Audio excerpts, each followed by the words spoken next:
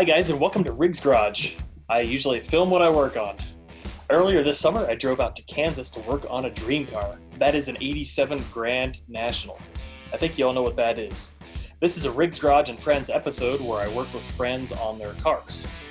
In this episode, we're going to touch back on my friend Kendall's Grand National engine break-in episode. I'm going to post a link above. Click on that, check out that engine getting broken in on the dyno. Just a quick recap of that engine. It's an aftermarket Buick TA block. It's going to have a huge turbo on it. Everything inside of it is forged, and the goal is 1,200 horsepower tires. In this episode, you're going to see that the car sits under 3 years of shop dust. The engine's set in now, and we're going to hook up the built transmission to that engine. That transmission is rated at 1,500 horsepower. We're going to add tubular front adjustable A-arms.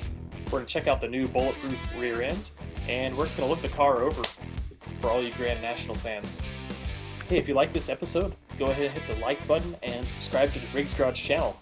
I try to have a variety on here, and I film what I work on, so thank you.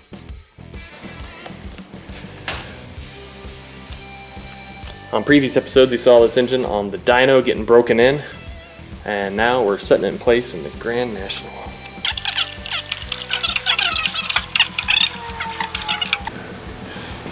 Alright, we're bolting. Well, that looks like a 916. No, it's not. Not a 916. Oh my gosh. Alright, bell housing bolts going in. There's one over here.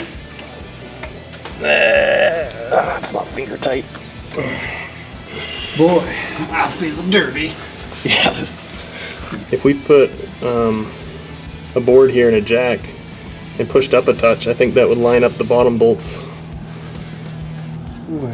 to the bell housing. I think they already are lined up. I mean, not lined up, but close the gap. The gap over here is like 3/4 inch. So is this one. And then at the top it's touching. I think we gotta take this loose here. Okay. And it's gotta slide, or these loose. Something. I think it needs to slide forward.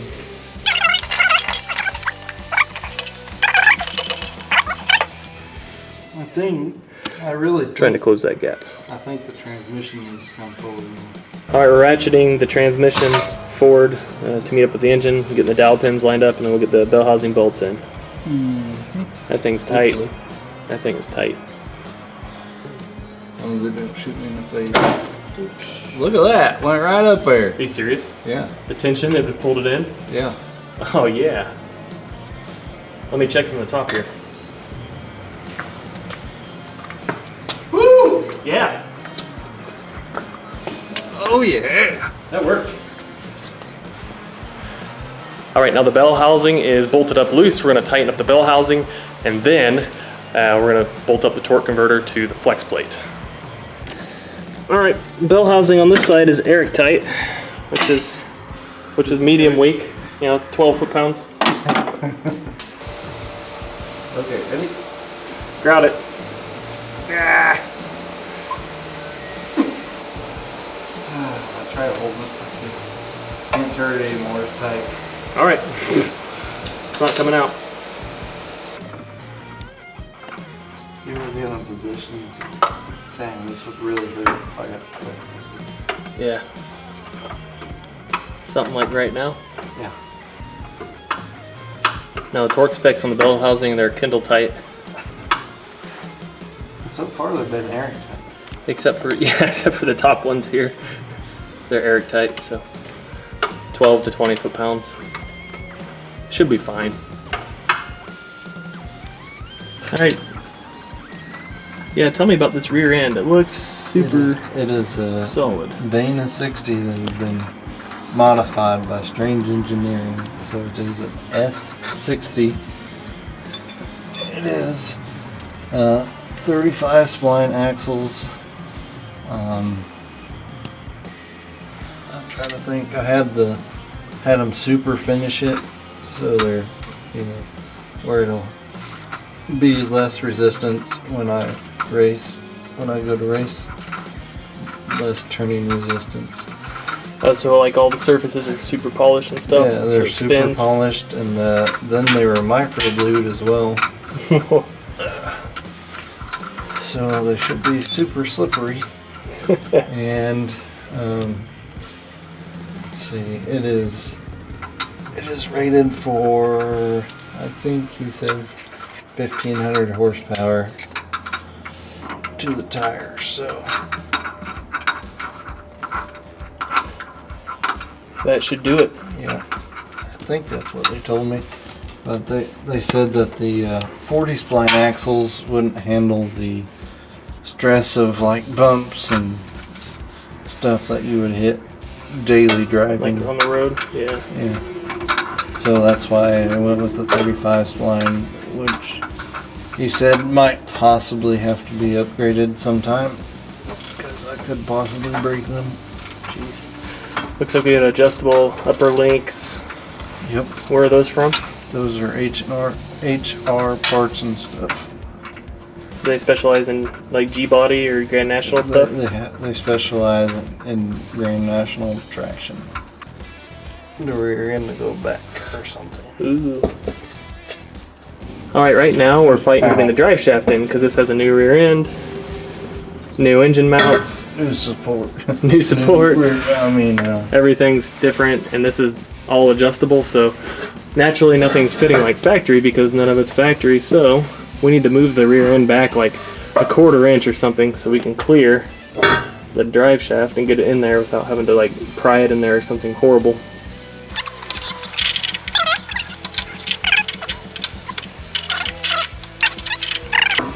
Well, still is not fitting. Sweet. Hey, I found where the mouse made a nest. It's in your rear frame rail.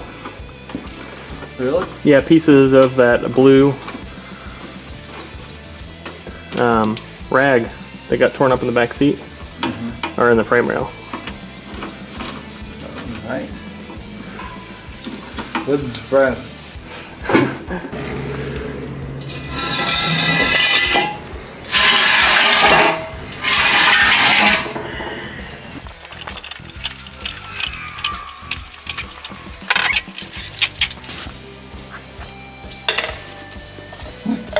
You ever see that happen?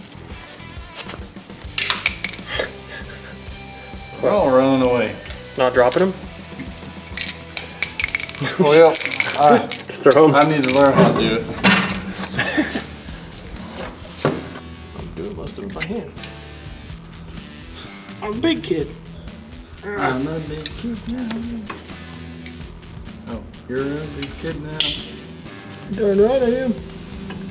So we're taking this upper control arm off and we're going to replace it with these really nice adjustable uppers. These are from SPC Performance. Racing and rod products. You see everything is nice and adjustable.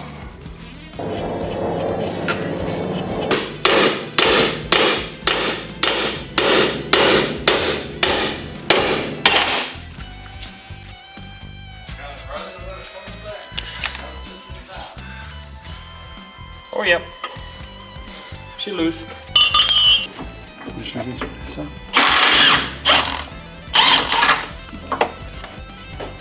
Yeah. It worked. Got some fingers.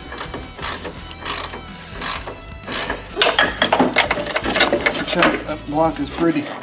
It is. We did it. The new old one, or something like that.